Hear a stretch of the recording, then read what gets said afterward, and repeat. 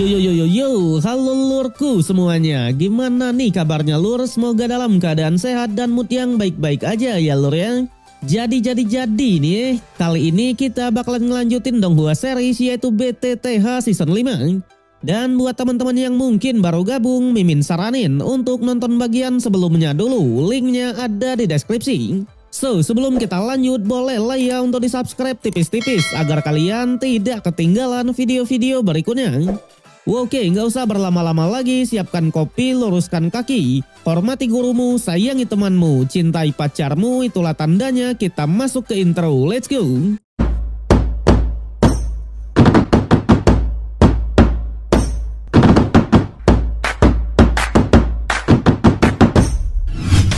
Oke lur, cerita berlanjut. Dimana ketika Xiaoyan dan kawan-kawan memutuskan untuk mengasingkan diri kemarin, Pak Tua Tianming, pemimpin aliansi Sungai Gelap bersama dengan Pak Tua Guyo langsung menyerang Pavilion Xingyun.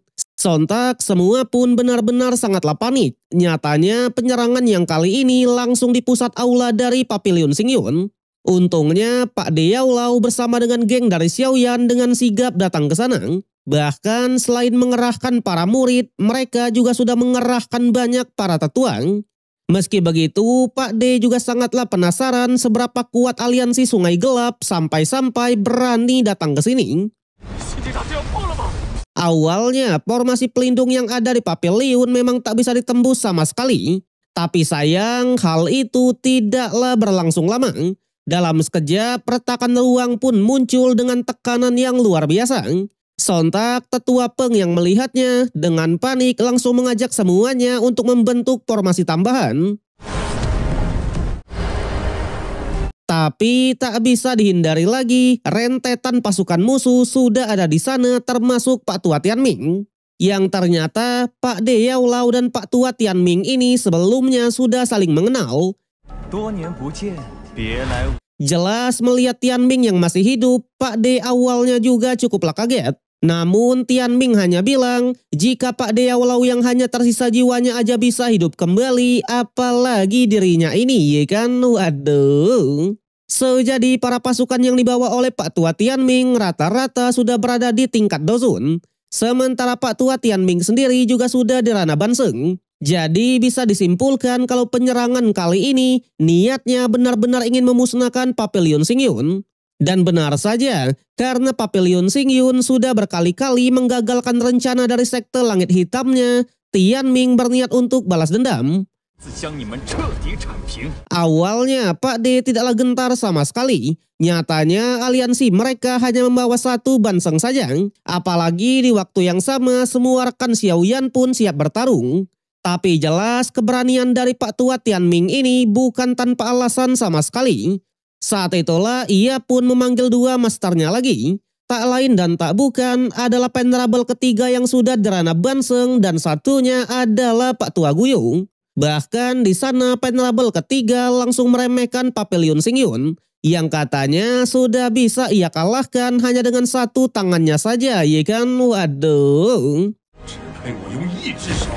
Namun ternyata tujuan mereka datang ke sini bukan cuma untuk menghancurkan saja, melainkan juga ingin menangkap Xiaoyan. Tapi jelas sebagai seorang guru, Pak De Yaolau tidaklah membiarkannya begitu saja. Dengan ini pertarungan pun langsung terjadi. Geng dari Pavilion Xingyun melawan aliansi Sungai Gelap. Bahkan aliansi tersebut langsung mengeluarkan banyak serangan untuk menembus formasi yang ada di sana. Awalnya tetua Feng dan para pasukan masih bisa menahan semua gempuran itu. Namun sayang, menyadari kalau formasinya memang sulit ditembus, Tianming langsung mengajak dua rekannya untuk menghancurkan inti formasinya. Tapi lagi-lagi para pasukan dari Cailin lah yang tak tinggal diam dan mencoba menghadang mereka. Pada akhirnya mereka pun membagi tugas. Tianming dan Pak Tua Guyo mencoba melawan pasukan Cailin, sedangkan penerabel ketiga langsung mencari inti formasinya. Melihat itu, Pak De Yaolau lah yang kali ini mencoba mengambil resiko lebih. Ia akan menahan dua Pak Tua ini, sedangkan geng Cailin ditugaskan menahan penerabel ketiga. Saat itulah Pak D pun langsung membuka ruang jiwanya. Tapi bukannya gentar, dua Pak Tua ini malah makin semangat. Nyatanya membuka ruangan jiwa benar-benar menghabiskan banyak tenaga. Dengan ini pertarungan pun benar-benar terjadi. Yang tanpa diduga meskipun 1 versus 2, Pak De Yaulau masih bisa mendominasi. Bahkan teknik rantai jiwa dari Pak Tua Guyo bisa dengan mudah ia hancurkan. Sebaliknya malah Pak Tua Guyo lah yang harus menerima serangan yang amat telak. Sementara di luar, Venerable ketiga masih saja meremehkan para musuhnya. Yang ternyata Cailin dan kawan-kawan memang tak bisa menghentikan Venerable itu. Terbukti alih-alih mendominasi, para cewek-cewek inilah yang sudah bonyok-membonyok, iya kan? Waduh. Tapi meskipun begitu, layaknya dayang-dayang dari Xiaoyan, mereka tidaklah menyerah begitu saja. Dalam sekejap, ular Medusa pun dikeluarkan, disusul juga dengan penjara racun dari Dewi Tabib. Bahkan teknik ular surgawi dari Xinglin juga dikeluarkan, ya lur ya. Sudah jelas dengan 3 cewek terkuat itu, awalnya Venerable ketiga tetap dibuat kewalahan juga. 1 persatu serangan pun mulai dikeluarkan.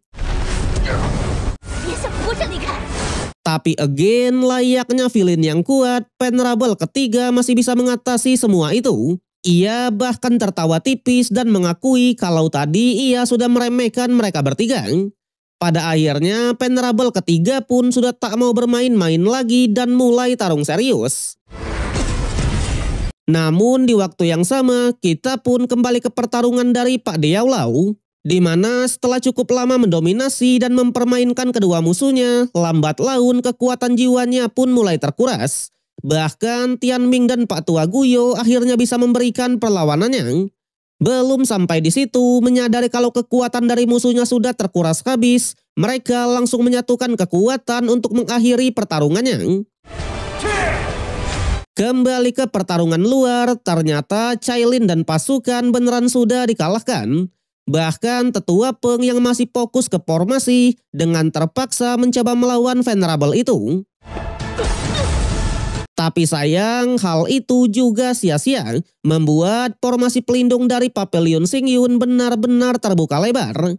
Saat itulah para cecunguk dari aliansi Sungai Gelap tak mau menyia-nyiakan kesempatan ini dan langsung mengeluarkan banyak serangan. Sudah jelas dominasi pertarungan pun langsung diambil penuh dengan aliansi ini.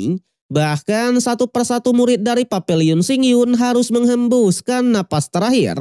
Apalagi mereka juga membentuk sebuah formasi untuk memberikan serangan petir dadakan. Alhasil dengan banyaknya serangan itu, Pavilion Xingyun benar-benar dalam bahaya dan sudah porak-poranda ya lur ya. Terlebih lagi Pak De Yaulau juga mulai tersudut melawan 2 musuhnya tadi. Keadaan ini membuat semua pun sangatlah panik karena memang selain Pak De Yaulau dan Tetua Peng, semua rekan Xiaoyan juga dibuat tidak berdaya. Sontak Tianming dan pasukanlah yang berada di atas angin. Bahkan tanpa banyak basa-basi lagi, mereka pun segera mengeluarkan serangan terakhir untuk meratakan pavilion itu. Tapi jelas sebelum semuanya benar-benar berakhir, kali ini para murid dan semua tetua lah yang mencoba menahan serangan tersebut. Namun tetap saja semuanya sia-sia dan para pasukan hanya mengantarkan nyawanya saja. Hingga tepat keadaan sudah benar-benar terpuruk, di saat itu jugalah aura api matahari pun akhirnya muncul. Tak lain dan tak bukan adalah King Xiaoyan kita. Bahkan Xiaoyan menegaskan siapapun yang bukan anggota dari Pavilion Xingyun akan dihukum mati. Yang ternyata Xiaoyan sudah resmi menerobos kerana doseng dengan penampilan yang berbeda ya lur ya. Widih. Sebuah penampilan dengan pul merah merona, berwibawa serta penuh dengan aura.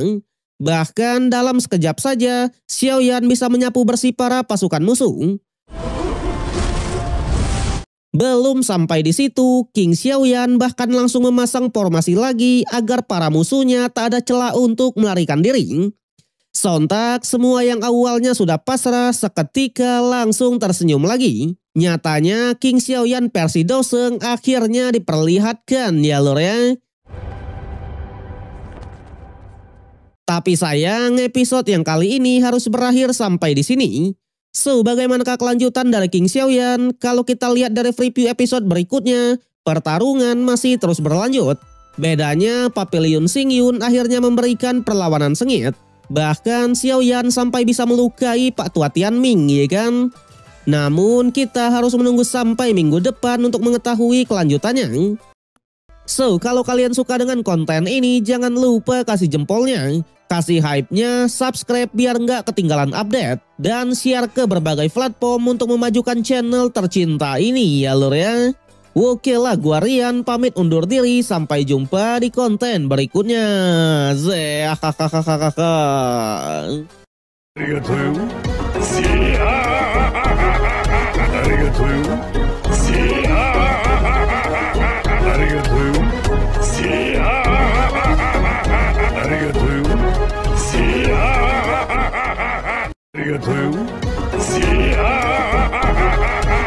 Arigatou.